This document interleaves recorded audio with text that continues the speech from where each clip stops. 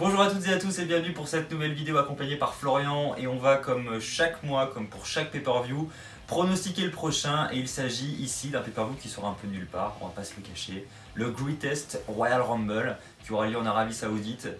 On a des très beaux matchs à la carte et on va les pronostiquer ensemble.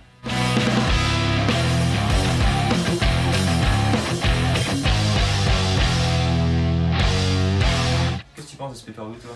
Je t'ai déjà donné mon avis extérieurement. Le situer le placer entre WrestleMania et Backlash, je ne vois pas vraiment l'intérêt. Autant faire ce pay-per-view là à la place du Rumble l'année prochaine où il faut le faire avant. Moi non, ça m'énerve un peu. Ouais. Moi ça m'énerve pas, bon, on aura au moins un bon pay-per-view mais après oui c'est sûr, la raison on la connaît, c'est l'argent. Mais on aura un bon pay-per-view je pense, avec une très belle carte, il y en a même qui jugent la carte comme une carte encore meilleure que WrestleMania. Donc quand même.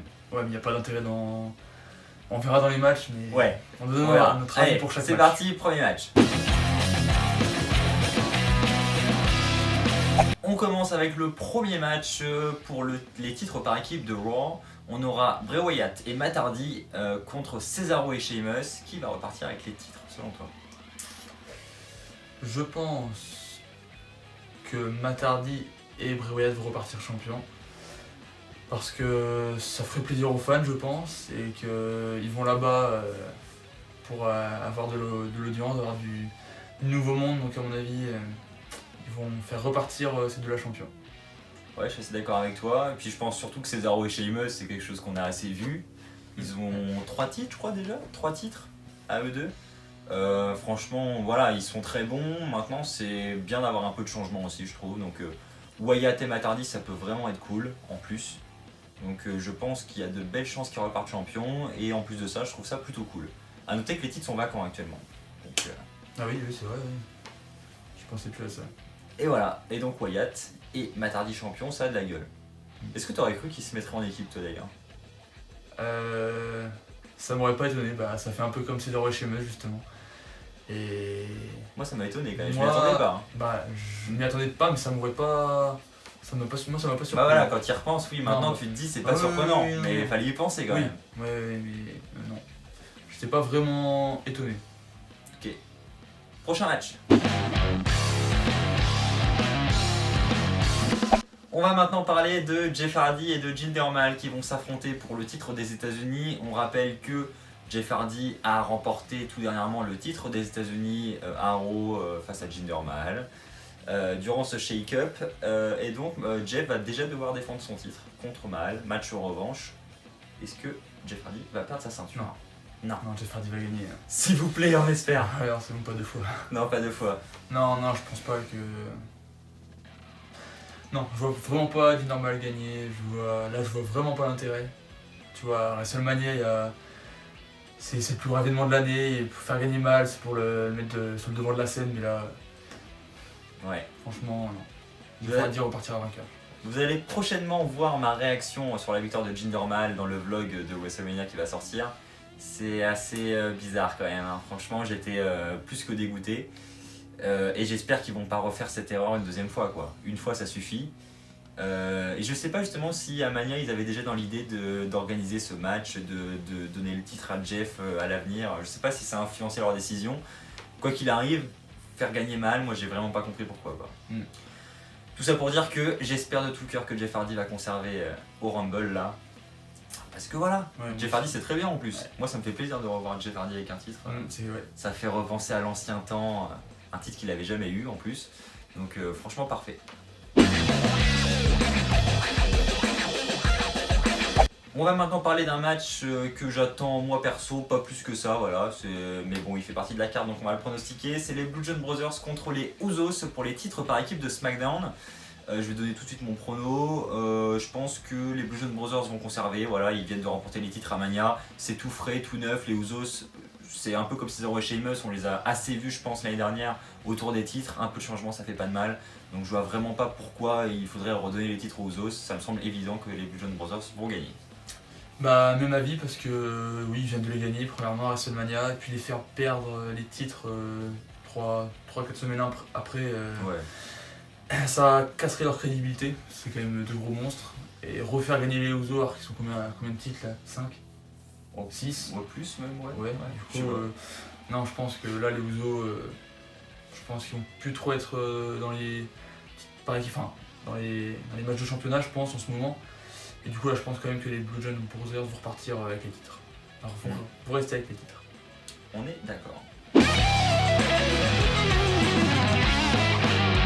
Alors on va maintenant parler d'un Fatal 4-Way Ladder Match, ce sera donc un match de l'échelle. On a le champion intercontinental Seth Rollins qui va défendre sa ceinture face à The Miz, Finn Balor et Samoa Joe.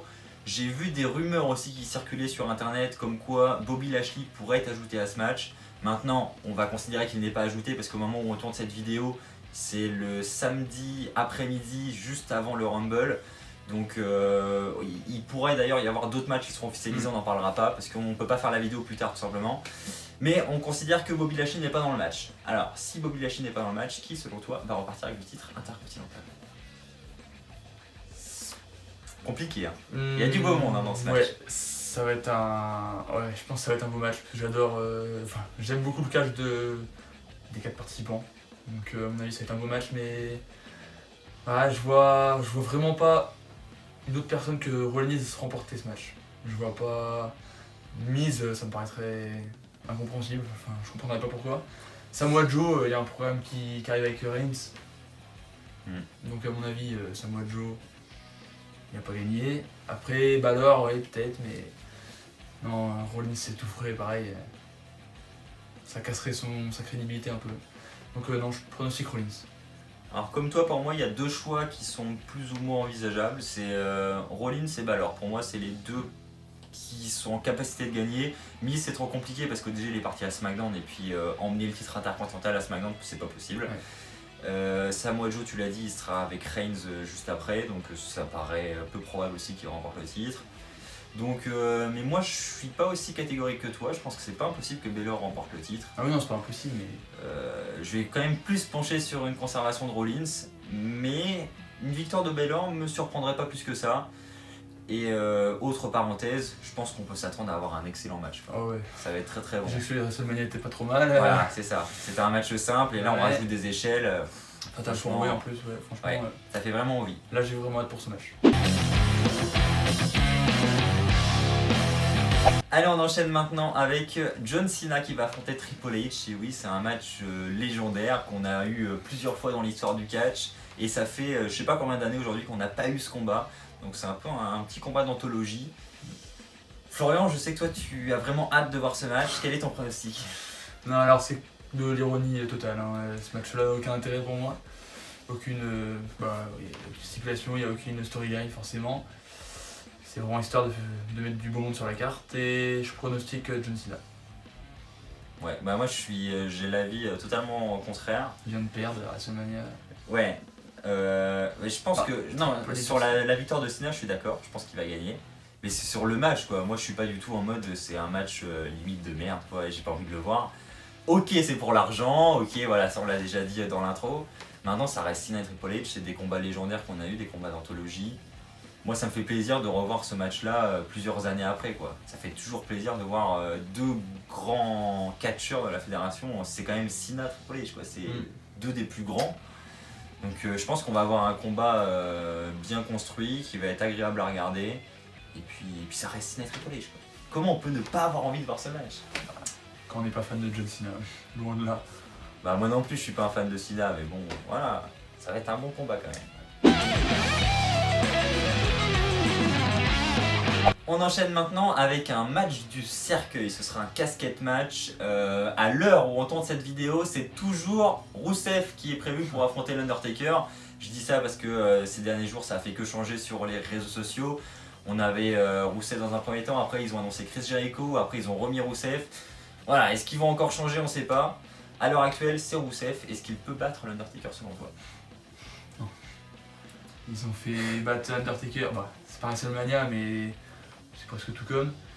Ils ont fait juste gagner Lesnar et Reigns, je vois vraiment pas pourquoi ils feraient gagner Rusev en ce moment. Et là je vois pareil, c'est pareil, je vois pas l'intérêt du match. Ça me paraît très très chaud. Ils ont fait toute une hype concernant Cena et Taker. Taker qui revient pile à WrestleMania et là ils le mettent contre Rusev. Un pay-per-view qui existe une fois, enfin, qui aura lieu une fois dans la vie. Non, je comprends toujours pas. 2 matchs de suite là où je suis un peu perdu. Là. Mais du coup, je pronostique Undertaker. Alors je pense qu'il y a quand même 2 arguments contre Rusev malheureusement. Le premier, c'est quand même l'Undertaker en face. Voilà, Oui. Rusev, Undertaker, hein, c'est pas la même carrière, c'est pas voilà, et ça reste l'Undertaker quand même. Et puis le deuxième, en plus c'est un match du cercueil quoi. Donc c'est vraiment la spécialité de l'Undertaker. Je vois pas comment Rusev peut battre l'Undertaker dans un match du cercueil, ça me paraît vraiment trop compliqué. Je suis pas non plus hyper déçu de me dire que Rusev va perdre, mais parce que bon voilà, ça le met quand même bien en avant, c'est un bon spot qu'il a là, Rusev contre l'Undertaker, c'est pas rien. Ça va être un match sympa à regarder, et puis c'est surtout pour faire plaisir aux fans d'Arabie Saoudite je pense, Oui. et puis Moni quoi, et puis sinon c'est tout. Mais ça va être sympa à regarder je pense quand même, et puis Happy Rusev Day.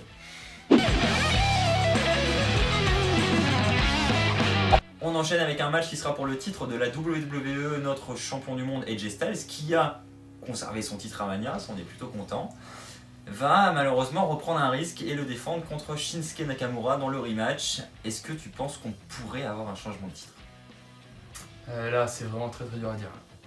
Je pense que c'est le match où je vais avoir le plus d'hésitation, sans compter le Rumble, parce qu'évidemment ça doit pronostiquer, mais là, je sais vraiment pas. Je suis encore plus indécis qu'à WrestleMania. Et là, franchement, je vais pronostiquer une victoire d'AJ Styles devant tout le public d'Arabie Saoudite, devant le peuple arabe. Ouais. Mais ouais, allez, c'est mon cœur qui va parler. Je pronostique AJ Styles. Je te rejoins, je pronostique aussi AJ Styles. J'ai envie de voir AJ Styles gagner. Maintenant, il y a toujours un petit risque, hein, mais bon. Déjà, me dire que Nakamura a perdu à Mania, déjà ça me rassure un peu. Ça veut dire que c'est pas impossible. Maintenant, je me dis aussi, s'ils font perdre encore une fois Nakamura, qu'est-ce qu'ils vont en faire de Nakamura après ? C'est ça aussi. Ça me paraît bizarre que du jour au lendemain, Nakamura il va passer aux oubliettes quoi. Ça reste Nakamura. Enfin, moi je l'ai pas dans mon cœur non plus, mais bon, pour sa carrière au Japon, tout ça, les fans l'adorent. Donc ça me paraît bizarre quand même qu'ils prennent la décision de se dire hop, Nakamura au placard. Donc ça peut passer par une victoire au Royal Rumble. J'espère pas, mais ça peut. Non. On va maintenant passer au match pour le titre universel. Le champion qui a brièvement conservé sa ceinture à WrestleMania. Brock Lesnar va affronter Roman Reigns dans un rematch de Mania aussi. Je tiens à dire quand même, toi le premier, tout le monde m'a dit tu vas aller à Mania, tu vas voir Roman Reigns remporter le titre universel, tu vas être super content. Ils faisaient tous ça en se foutant de ma gueule. Et au final, qu'est-ce qu'on a eu ?